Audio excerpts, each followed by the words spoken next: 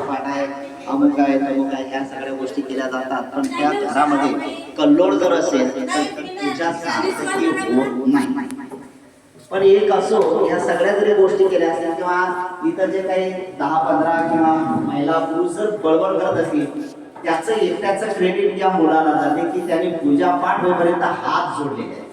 विशेष म्हणजे त्याचे नातेवाईक कोणीतरी आहे, त्याचा काल फाडत होते, त्याच्याकडे जराही सुद्धा लक्ष दिलेलं नाही.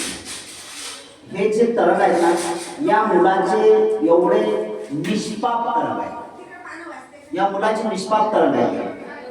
या घरामध्ये सार्थकी आहे तुमचं जीवन, या घरामध्ये त्या मुलाला बसवणे ना झाले कुठल्या याच्यात असेल काय माहित नाही, पुढच्या तरंगामध्ये तो कसा जाईल. पण आज रोजी तो 2-3 वर्षाचा काय असेल ना, त्याचे तरंग या घरामध्ये निर्माण होणं आणि बुद्धपूजा पाठ असणे किंवा परित्राण असणे किंवा भगवान बुद्धाचं रतन सूत्र बोलत असताना हे करणे अनोखे लाभ आहे, अनोखे लाभ. तुम्ही हजारो लोकांना बोलवत असाल, बिलकुल सार्थकी नाही.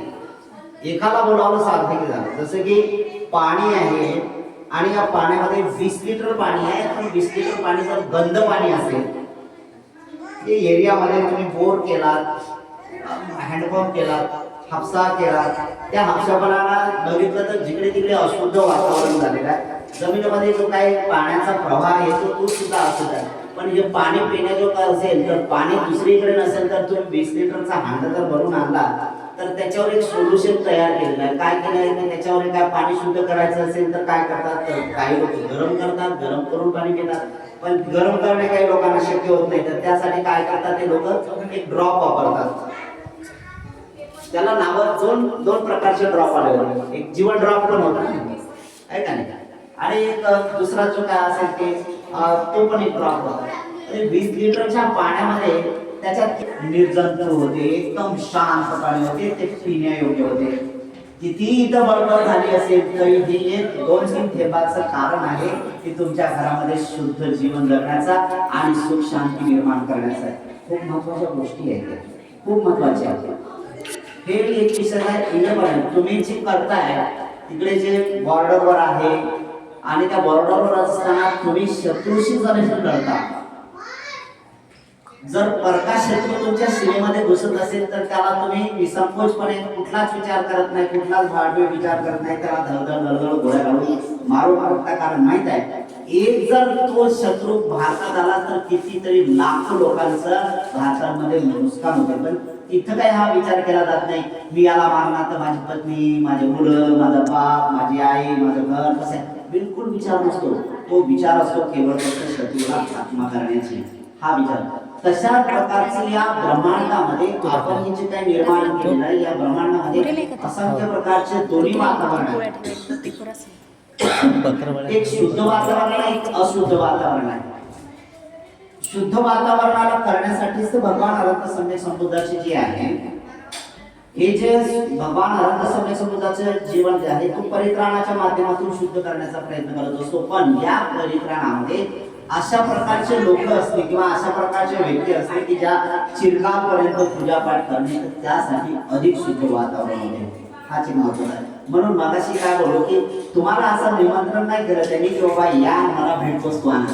त्यांचा हेतूच तो आहे की तुम्ही आमच्या घरामध्ये येत असताना शांततेने राहा आणि तुमची जी 1 सेकंदाची असेल ती 1 सेकंदाची शुद्धता आमच्या घरामध्ये ब्रह्मांडामध्ये पूर्ण वातावरण शांत करण्याचं काम करू शकते. खूप महत्त्वाचं आहे. आपल्याला तर बडबड करायचीच आहे. आपण तर संसारात आलो तर बडबडीशिवाय जीवन जगता येते. पण काही लोकांना असं वाटतं की बडबड केल्यानंतर आपलं जीवन असंच आहे, बडबड करावं लागते, विनाकारण बडबड आहे. अरे असे दिवस चालले आमचे, दिवसाने दिवस, वर्षानुवर्षे बडबड बडबड बडबड, काय लाभ होणार आहे आपल्याला, कशाचा लाभ मिळणार. एक दिवस 1 सेकंद शांत जरी राहिलं ना तरी आपल्या जीवनामध्ये धार्मिक ते करण्याचं काम आहे. आम्ही कामं तर भरपूर होतात ना, आणि न बोलताही सुद्धा काम होतात. असं काही नाही की तुम्हाला न बोलण्याचे पैसे दिलेत का, तुम्हाला जसे काम करण्याचे पैसे दिलेले आहेत तसं तुम्हाला असं करायचं तुम्ही पैसे कामाचे घेतलेले आहेत, याचा अर्थ तोंडाचं काम नाही करायचं, तुम्हाला बडबड नाही करायची, व्यर्थ बडबड नाही करायची, त्याचे पैसे नाही दिलेत तुम्हाला. पण ज्याचे पैसे दिले ते काम महत्वाचं आहे. उगीच वायफळ बोलण्यात काय अर्थ आहे की तुम्ही दुःखी आहात आणि ज्या उद्देशाने ह्या घराची निर्मिती त्यांनी केली ती आमच्या घरामध्ये आमचं वैवाहिक जीवन आमचं परिवार असेल आई वडील असतील मित्रवाक्य असतील किंवा ह्या सगळ्या गोष्टी असतील तर त्या माध्यमातून आमचं जीवन पूर्ण तुम्हाला जाऊन यासाठी ह्या सगळ्या गोष्टी असतात आणि ते करणं गरजेचं आहे आणि तो विचार करणं गरजेचा आहे जीवनामध्ये आहे की काय काय लोक काय करतात ना त्याकडे अगदी शॉर्ट मध्ये मला खूप बाहेर पण जायचं आहे की ह्या सगळ्या गोष्टी करत असताना काय काय लोक काय करतात मुद्दाम मी कोणा धर्मावर टीका करतो बिलकुल नाही पण एक सगळ्यात महत्वाचं आहे की काय लोक आहे घरामध्ये चांगलं जीवन व्हावं तुम्ही या देवाची पूजा कर त्या देवाची पूजा कर याला हे कर त्याला ते कर अमुक काय झालं रे पैसा नाही काही नाही देवाची किती पूजा करा किती सुखी झाला रे काहीच नाही रात्रंदिवस तुम्ही देवाची पूजा करता तुमच्या वाणीवर संयम नाही करणार तुम्ही